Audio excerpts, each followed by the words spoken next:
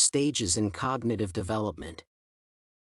Development is a step-by-step process and is attained through a series of stages. For it to be effectively achieved, every stage is considered important. One cannot bypass any level and be effectively developed. Mead's theory points out that social behavior is advancing after birth and is not inborn.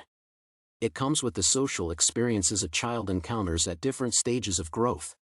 Mead argues that in order for one to engage with the self process, one must view oneself from another's perspective. Using other people's perspectives to view the world helps a child become aware of the world around them. The first level of development, according to Mead, is the preparatory stage.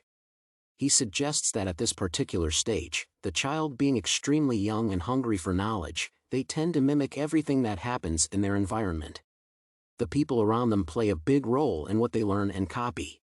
This is actually true according to different observations of children's development and growth. Children turn out to have the characteristics and persona of their caregivers. The language and use of words are also similar to those of the people around them. In a scenario where the caregivers of a child use foul language, the child will also be found doing exactly the same thing. They often do this without actually understanding what they are doing or the effects of the same. The reason is that they are only copying what they have seen or have heard. This works because they are still extremely young in the ages below 2. Therefore, whether what they do is bad or not, they are not apologetic about it because they have no understanding of it.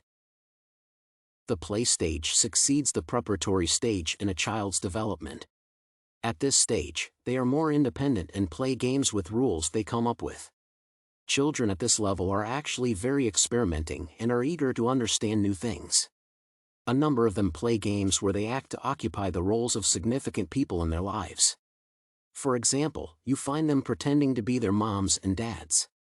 They play roles that they have seen their parents play.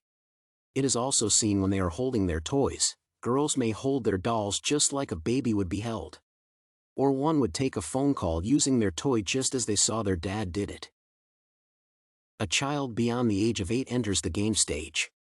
They gain understanding and have a focus on adhering to specific rules of games.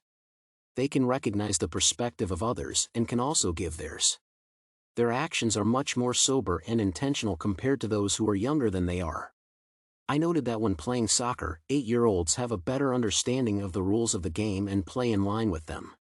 On the other hand, the excitement of the others is more on scoring and does not pay much attention to other aspects that guide the game. Also, a child can be found in different roles and he can identify how these roles are interrelated. This is evident in the way they can understand how domestic chores are performed, and who and why takes certain responsibilities. In conclusion, it is clear that a child engages himself in specific activities in order to be aware and develop socially. This engagement enables them to be responsive to different situations and environments. Their imagination is now built through having used the perspective of others to understand themselves. Development will therefore only happen when there is exposure to interaction and engagement with other people. This makes children come to the realization of the different capabilities they have, making them want to explore the world around them.